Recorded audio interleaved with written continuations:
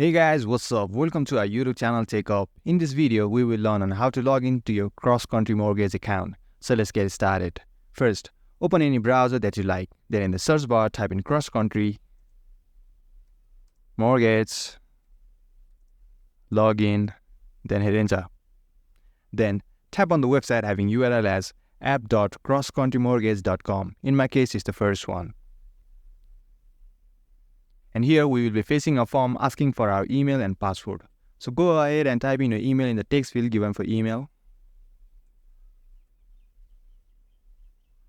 Then type your password in the text field given for password.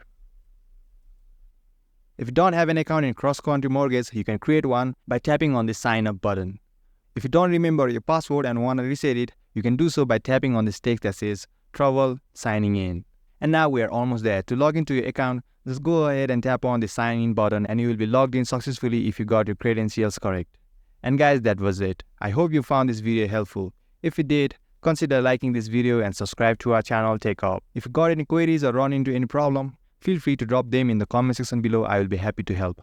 Thanks for watching and see you in next video.